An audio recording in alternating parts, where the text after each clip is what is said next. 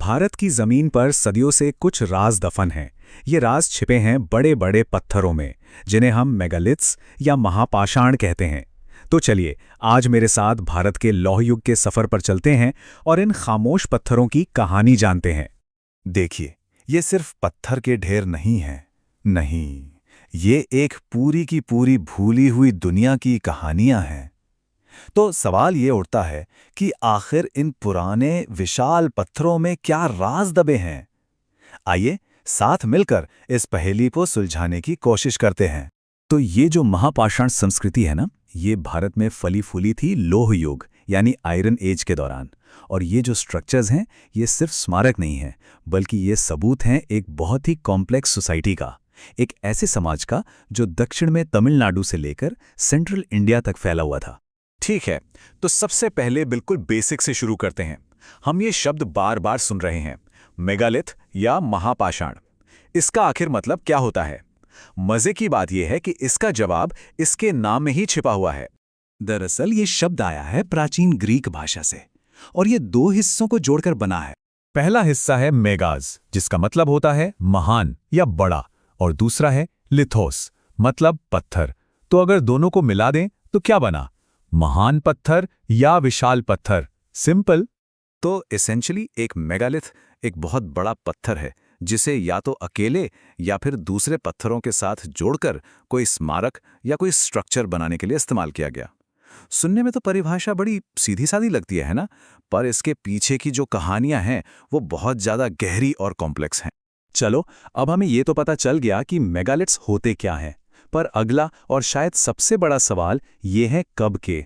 इनका time period क्या है? और इसका जवाब हमें जमीन के ऊपर नहीं, बल्कि जमीन के नीचे दबे सुरागों से मिलता है। मतलब इन स्ट्रक्चर्स को हिस्ट्री के एक खास दौर से जोड़ना बहुत जरूरी था। तो भाई, आर्कियोलॉजिस्ट ने आखिर ये पता लगाया कैसे कि ये किस जमाने के हैं? इसका जवाब, जैसा कि इतिहास में अक्सर होता है, उन चीजों में छिपा था जो लोग अपने पीछे छोड़ गए थे, खास तौर पर मेगालिथिक कब्रों में। जब पुरातत्वविदों ने इन जगहों की खुदाई की तो उन्हें सबसे बड़े सुराग हाथ लगे। तो सवाल यह है कि इन कब्रों के अंदर ऐसा क्या मिला जिसने सारी गुत्थी सुलझा दी? जवाब एक मेटल में है, लोहा। जी हां, आयरन। पूरे भारत में इन सभी कब्रों से एक चीज लगातार मिली, और वो थी लोहे से बनी चीजें। और बस यही था सबसे बड़ा क्लू। और यही वो सबसे जरूरी पॉइंट है। यही लोहे की चीजें वो पक्की कड़ी हैं जो इन मेगालिथ्स को सीधे सीधे दक्षिण भारत के लौह युग यानी आयरन एज से जोड़ती हैं। आप कह सकते हैं कि यही वो धागा है जो इतिहास के इन बिखरे हुए पन्नों को एक साथ सिलता है। लेकिन एक मिनट, ये मत सोचिएगा कि उस जमाने के लोग सिर्फ बड़े बड़े पत्थर एक के ऊपर एक रख रहे थे। नहीं, बिल्कुल नहीं। उन्होंने कई तरह के बहुत ही कॉम्प्लेक्स और अलग अलग तरह के स्ट्रक्चर्स बनाए थे, और ये उनकी इंजीनियरिंग और उनके कल्चर का जीता जागता सबूत है। मतलब कई अलग अलग तरह के स्ट्रक्चर्स थे। कुछ तो चट्टानों को पाट कर बनाई गई गुफाएं थीं, जिन्हें रॉक कट केव्स कहते हैं। कुछ थे हुड स्टोन्स, जो देखने में मशरूम जैसे लगते थे। कहीं पर पत्थरों के बड़े बड़े घेरे यानी स्टोन सर्कल्स मिलते हैं, तो कहीं जमीन के नीचे गड्ढे खोदकर बनाई गई कब्रें, जिन्हें अक्सर ऊपर से मिट्टी के टीले से ढक दिया जाता था। मतलब हर टाइप अपने आप में बिल्कुल अलग और अनोखा था।